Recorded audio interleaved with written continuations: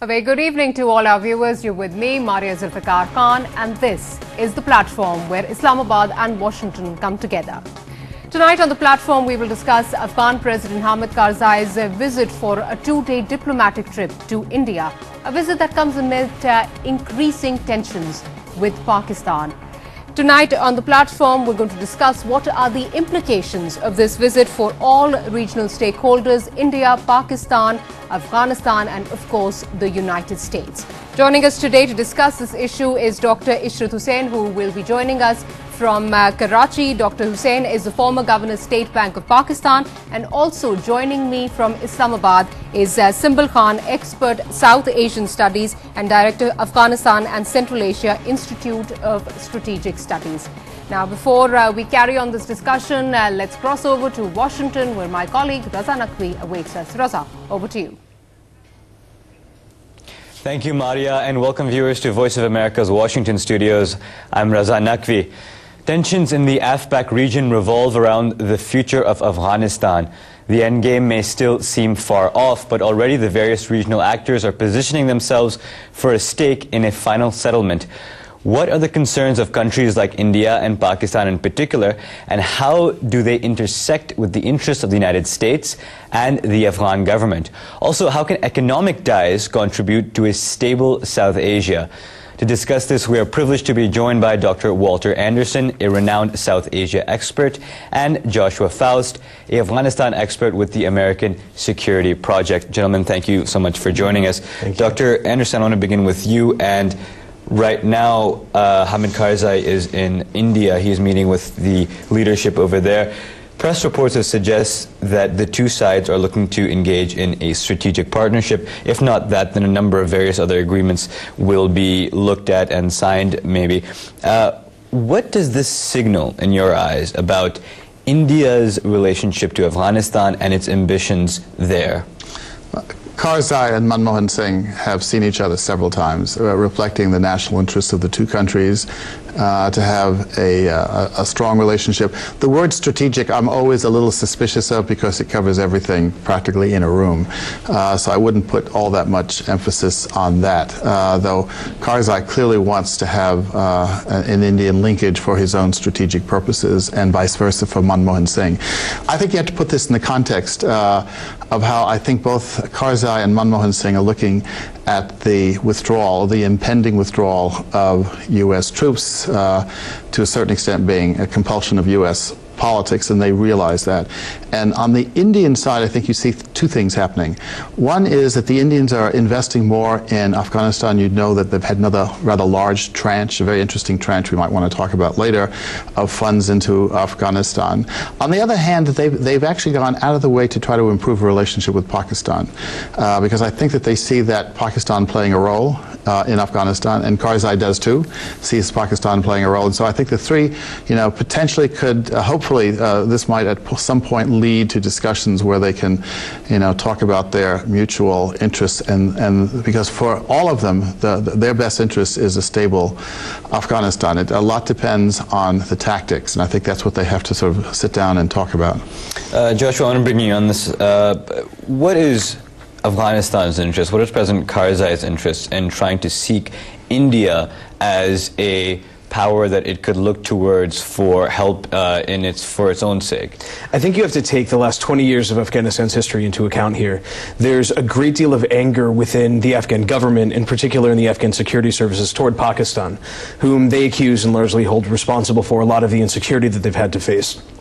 The last several weeks have seen everyone throwing about accusations that the ISI in particular was behind the assassination of Burhanuddin Rabbani, as well as a number of other major Afghan figures, high-profile attacks in Kabul and in Kandahar and around the country.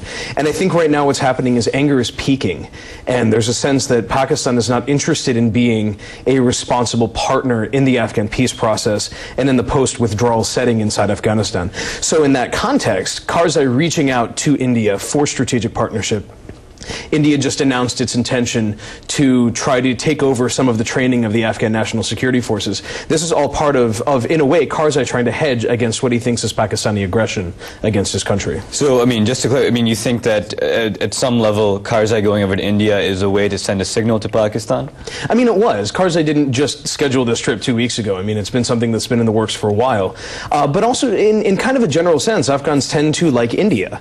Bollywood is hugely popular there. You hear it in every cab that you get into and in every store that has a radio that's playing. There's a lot of affinity there for what they like about India, and there's a lot of lingering anger over Pakistan, in particular for Pakistan's support of the Taliban. And I think that's just starting to crest over now because of the recent round of violence that's happened. That's interesting. Maria, I want to come over to you and get your guest to respond to this general question of what does this trip mean and how it's being viewed in Pakistan. Over to you. Let's go over to Islamabad. Simple, I'd like to ask you that when we talk about sending a loud and clear message to Pakistan with this visit, what is your perception? How do you view this visit? Maria, I could barely hear your question, but I think what I could gather, you wanted to ask what I thought about the President Karzai's visit of to India. Right, I'll repeat my question, Simple. What I wanted to ask was that what do you think about the visit, especially keeping in view the recent spate of allegations that we've been witnessing coming in from Afghanistan and of course from the United States as well. The timing of this visit, I'm talking about that precisely. Yes, Maria. I think the visit was, if I can depend on my information, the visit was scheduled earlier. This wasn't, I think, directly, the timing wasn't directly related to the build-up of events that we've had. But even if the visit was scheduled earlier, the significance is huge because just before President Karzai left for the visit, the first statement that came out, out of Karzai's office immediately following Professor Rabbani's assassination mentioned that Afghanistan has to increase its cooperation with the US, EU, the European Union as well as India. And when you take that in the context of the completely anti-Pakistan rhetoric that was coming out in the last few weeks, it is obviously significant, and of course it is being seen in Pakistan as grandstanding by President Karzai at this moment going to India. But to kind of take the discussion to a little more deeper aspects and not give in to a simplistic view of the situation, I think India is a very important player in Afghanistan. India is a very well-known partner for the Afghan government. India is, I think, the 4th or the 5th largest bilateral donor to Afghanistan. They have upped their investment in Afghanistan recently, reconstruction, economic investment.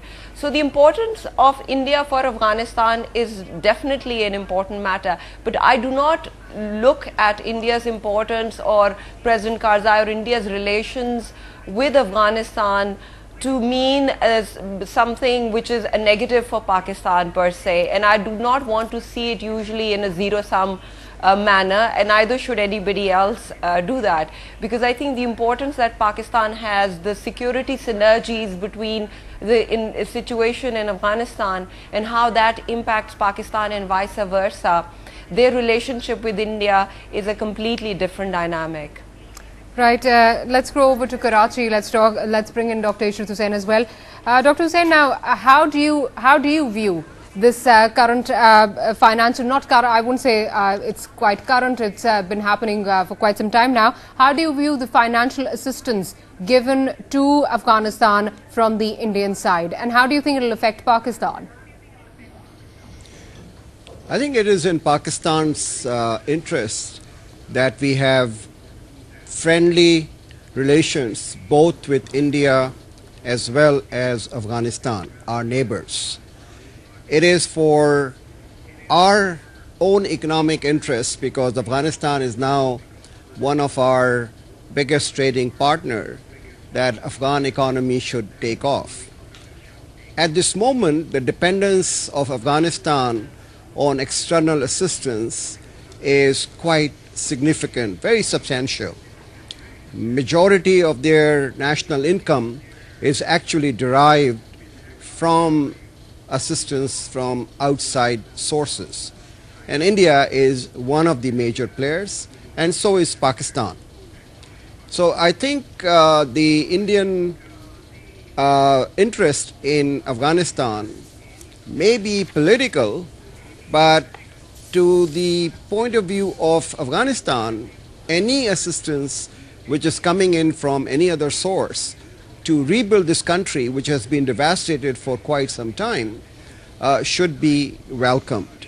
And I think this is the context in which Pakistan should look after its own interests in Afghanistan and try to demonstrate to the people of Afghanistan that by extending financial and economic support, normalizing and strengthening trade relations, providing assistance in technical fields where Afghans are not up to the mark, Pakistan is interested in the long-term economic stability and prosperity of Afghanistan. Right. Before I toss back to Washington, Simbal, I'd like to bring you in on another point, which is coming out from the recent press releases, that it is likely that President Hamid Karzai will be signing another deal which will increase the training of the Afghan security forces by the Indians. Now, how do you consider this? How do you view this, especially keeping in view our reservations vis-a-vis India?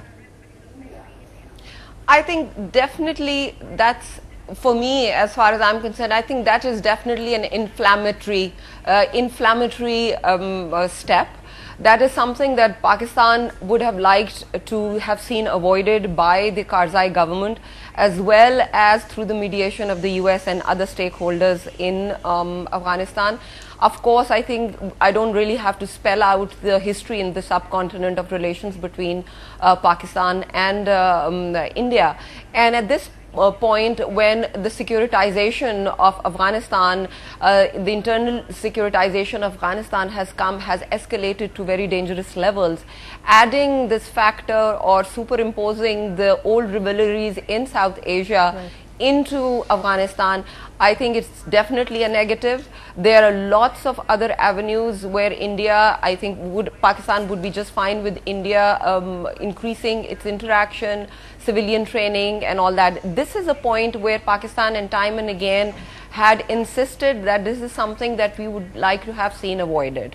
Right, let's go over to Washington. Raza, I'd like to pose the same question to your guest, that as Simbal Khan mentioned, that this would be inflaming the already terse relationship, the tense relationship that we see with Afghanistan, between Pakistan and Afghanistan. What is their view on increasing the training of Afghan security forces by the Indians? Sure. Dr. Anderson, why don't you take that? Well, actually, there is some going on already at a low level on the part of India, but it's at a low level. The question has been raised, as your speaker rightly mentioned, by Karzai and other Afghans. I don't recall Indians, however, making much of a point of this yet. They may. I just haven't seen it. More important for the Indians, though, and also for the U.S., is a similar question, and that is, one of your speakers had mentioned that Pakistan needs and wants better relations with India, but I think the Indian view is that the military of Pakistan controls its foreign policy and its security issues, and especially policies with India, US, and Afghanistan. Does the military and its intelligence arm want to cooperate with the US and India in a resolution of Afghanistan, or does it see it as the enemy, something to oppose? And to be quite frank, if you look at the Indian press and the responsible journalists who write, they're not sure. And to be quite frank, I'm not either. And I think the question is, for the Pakistan side, is where does the military, which controls security, stand on cooperation with India and the US? Is it a cooperative relationship, or is it an antagonistic one?